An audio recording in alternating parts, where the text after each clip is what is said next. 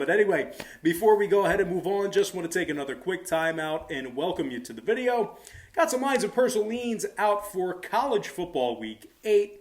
But before we dive into some more free content right here on YouTube, just got to quickly remind you once again that we are 3-1 in our last 4 MLB tier package plays on patreon.com/BrockPage. We're also 3-0 in our last 3 extra daily picks on that site as well. And the extra daily pick costs just $2.99. We currently have over 790 members signed up and active on that page.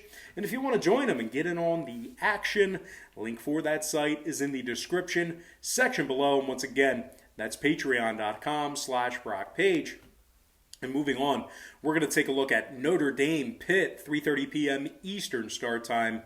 The Irish are the 10-point favorite. Total's 44, juice to the over.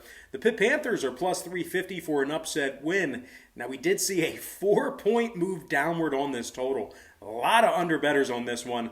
Number open 48 down to 44 already, just in one day. It was 48 yesterday on Monday. Now, Pitt's on a 3-game losing streak. 30 points a game they gave up during that skid. They lost to the likes of Miami, Boston College, and NC State during that span. They were held scoreless in the first and fourth quarters in that contest against Miami. Pitt's also converting on just 35% of their third down plays. And out of their 3 games played at Heinz Field this season, they failed to cover the point spread in all 3 of them. They're taking on an undefeated Notre Dame squad who's coming fresh off a 12-7 victory over Louisville. They did hold the Cardinals scoreless in 3 of those quarters in that game.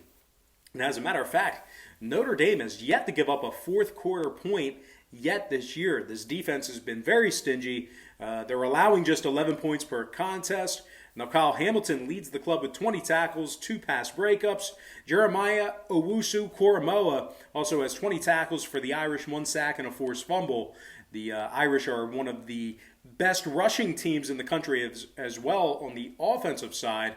Running back Kyron Williams has touched it 73 times for 486 yards and 4 scores.